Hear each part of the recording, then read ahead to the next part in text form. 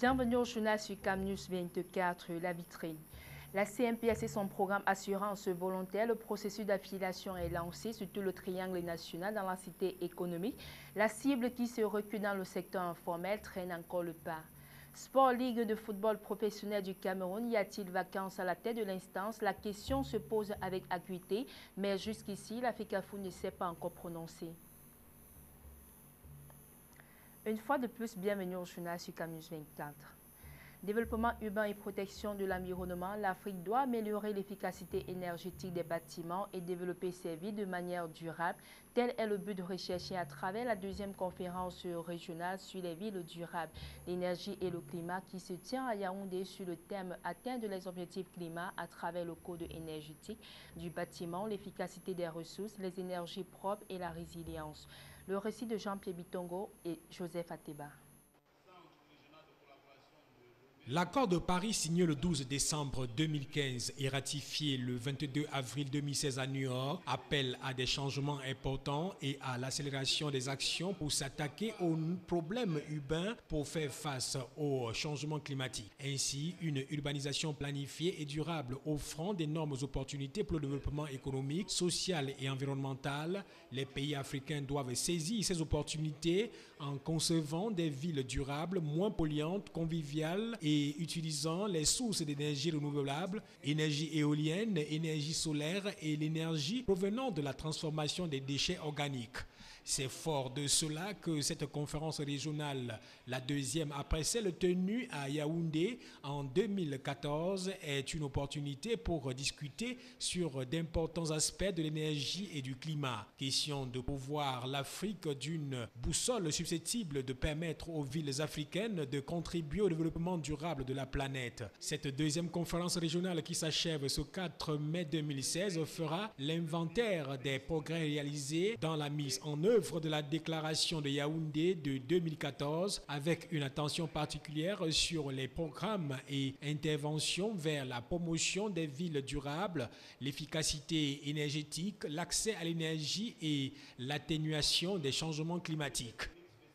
Nous avons pu élaborer, n'est-ce pas, les normes, la stratégie, n'est-ce pas, en matière d'utilisation des énergies renouvelables dans les bâtiments. Il manquera maintenant à l'air promulguée et également à faire des textes, n'est-ce pas, d'application. C'est très important compte tenu, n'est-ce pas, de la mouvance nationale et internationale après la conférence COP21, sa ratification par les chefs d'État, donc celui du Cameroun, et ensuite, n'est-ce pas, l'engagement de près de 150 pays, n'est-ce pas, à nous engager à utiliser les énergies renouvelables dans les villes renouvelables et dans les villes durables. Le gouvernement camerounais s'étant engagé dans la formulation d'une politique urbaine nationale visant essentiellement le développement des villes durables, il se tient parallèlement à cette conférence depuis le 30 avril à Yaoundé, un atelier de formation pratique de 45 jeunes sur l'efficacité énergétique et les énergies renouvelables pour l'autonomisation des jeunes filles et garçons. Cet atelier organisé par le ministère de la Jeunesse et de l'Éducation civique s'achève ce 4 mai par la remise des certificats à ces jeunes. La cérémonie d'ouverture de cette conférence régionale a été présidée ce 2 mai 2016 par le ministre Jean-Claude Mbouentchoui de l'Habitat et du Développement urbain en présence de la secrétaire d'État chargée de l'habitat, Madame Biboum Né Billon Marie-Rose, du docteur Vincent Kitio, chef de l'unité énergie urbaine à l'ONU Habitat, de Bernard Dubois, le directeur adjoint de l'Institut de la francophonie pour le développement durable, de Williams Ouattara de l'Union africaine, de Madame Thérèse Chantal, ministre plénipotentiaire auprès de la CEAC et des participants venus d'Afrique, d'Amérique et d'Europe. Journée mondiale de la liberté et de la presse, on en repas dans ce journal. Les journalistes se sont mobilisés ce 3 mai 2016 autour du syndicat national des journalistes du Cameroun. La place du gouvernement à Bonanjo a servi de cadre à la lecture de la déclaration déroulée par Denis Kwebo, président du SNJC, un rendu qui portait essentiellement sur la revendication d'une presse vraiment libre. Le point avec Colombe Katal et Josué Ngongan. L'accès à l'information et aux libertés fondamentales, c'est votre droit. Une thématique révélatrice des conditions précaires que connaît la presse camerounaise. La 23e édition de la Journée internationale de la presse était donc une occasion pour les journalistes de la capitale économique de joindre leur voix à celle des confrères d'autres cieux pour une réclamation. La presse, liberté de la presse, liberté de la presse, liberté de la presse, liberté de la presse, liberté de la presse, liberté de la presse. Cette mobilisation faisait suite à une déclaration faite par le syndicat national des journalistes du Cameroun, en abrégé SNJC, au lieu dit place du gouvernement à Bounandio. Pour Denis Nkwebo, président du SNJC, la liberté de la presse n'est pas un bien négociable. Le droit à l'information est un droit fondamental de l'homme. Et imposer un régime policier ou militaire aux journalistes sur une partie du territoire national alors qu'il n'y a aucune loi qui en a décidé ainsi est une violation des droits fondamentaux des citoyens. Et nous avons dit ce matin que les fonctionnaires, les officiels et tous les détenteurs de l'information qui en refusent l'accès aux journalistes et au public violent les droits fondamentaux des citoyens. Le syndicaliste n'a pas dilué ses propos pour exiger au nom de ses confrères la protection du journaliste. En tout état de cause, la liberté de l'information, la liberté de la presse ne se donne pas comme toutes les autres libertés ne se donnent pas. L'application toujours attendue de la convention collective n'est pas une utopie selon Denis Nkwebo. Le SNJC, qui se veut défenseur des droits des journalistes, émet tout de même des réserves sur les dérives éventuelles des confrères malveillants. Il ne garantit en effet aucune protection aux diffamateurs. Nous n'accordons pas de prime aux dérives déontologiques.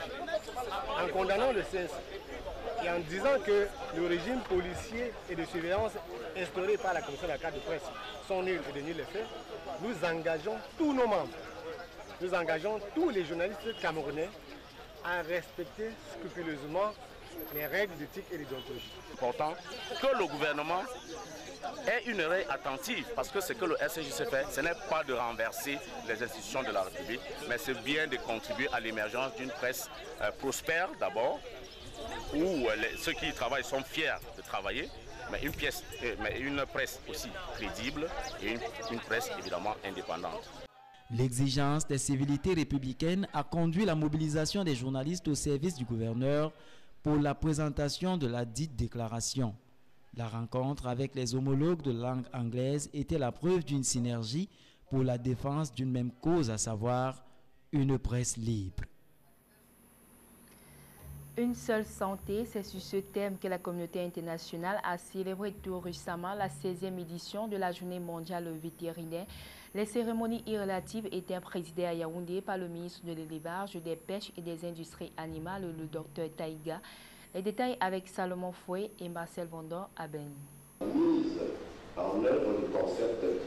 La Journée mondiale vétérinaire, instituée depuis l'année 2000 par l'Association mondiale des vétérinaires, de concert avec l'Organisation mondiale de la santé animale, vise à présenter la contribution du vétérinaire dans la protection des cheptels et réaffirmer le rôle de barrière assigné à ce corps de métier face aux menaces de transmission des maladies zoonotiques à l'espèce humaine. C'est cet enjeu de santé publique qui semble justifier le choix du thème de cette 6e édition, à savoir la formation continue dans l'optique Une seule santé.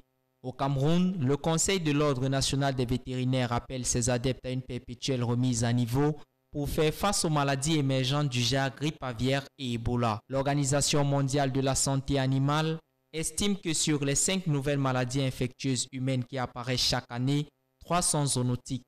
Les nombreux cas de décès humains dus à ces maladies zoonotiques rappellent sans cesse la force des liens existants entre la santé des humains, celle des animaux et l'environnement. Puisque chaque pays dépend des performances de ses services vétérinaires qui devraient en principe permettre un contrôle efficace des maladies en prenant en compte les enjeux de sécurité alimentaire et les risques de catastrophes sanitaires de toute nature, il apparaît indispensable que les vétérinaires camerounais soient bien informés pour assurer la santé et le bien-être des animaux et aussi des populations. Le programme Assurance volontaire, lancé il y a bientôt 1 an, peine à prendre corps auprès des populations. Plusieurs ouvriers du secteur informel, bien qu'au courant de cette initiative, y trouvent peu d'intérêt. Plus de précisions avec Justice Totom et Benoît Dormont. Les faibles revenus, la durée minimum de cotisation ainsi que son montant sont quelques paramètres qui empêchent à certains débrouillards de souscrire à l'assurance volontaire. Je connais l'assurance volontaire. Parce que une fois, il y a un monsieur qui est venu avec une fiche de la CMPS en nous disant si peut-être tu gardes un peu ton argent étant pensionnaire comme je suis et que tu gardes ton argent, le peu d'argent qu'on va te demander de investir, si peut-être aujourd'hui tu ne travailles plus et que tu as peut-être 25 ans de service, mais dans la CMPS, le grand va te payer comme si tu travailles dans une société où tu étais reconnu comme ça. Donc, le bain ski, ça serait plus une affaire seulement de peut-être comme une journée. Non, on peut s'assurer étant pensionnaire, étant même taximan. L'offre est alléchante, mais le facteur temps s'avère être un sérieux handicap. Je dis que l'assurance volontaire est une très bonne chose. Sauf qu'on ne peut pas avoir 50 ans et se mettre à cotiser à 50 ans. Si on a par exemple un terrain, il vaut mieux encore construire une chambre, 2 chambres, et ça peut te prendre autour de 5 ans si tu n'as pas beaucoup de moyens. D'après les informations reçues auprès d'un agent de l'assurance volontaire, il faut cotiser tout au moins 3 050 francs tous les mois pendant 15 ans pour espérer un quelconque retour. Une cotisation pénible pour certains et pour d'autres, ils ne sont tout simplement pas intéressés. Rappelons que le programme assurance volontaire de la Caisse nationale de prévoyance sociale offre une couverture sociale aux non-salariés. Elle assure la prise en charge de la pension de vieillesse, de l'invalidité ou des cas de décès. L'accès à cette offre passe par l'immatriculation qui consiste à identifier les travailleurs du secteur informel qui, une semaine plus tard, sont appelés pour l'obtention d'une lettre de notification leur donnant accès aux cotisations. L'affiliation est gratuite et se fait juste sur la base des informations personnelles. Il est question ici d'immatriculer le maximum de travailleurs du secteur informel, soit 42 000 personnes, rien que dans le département du Vouri.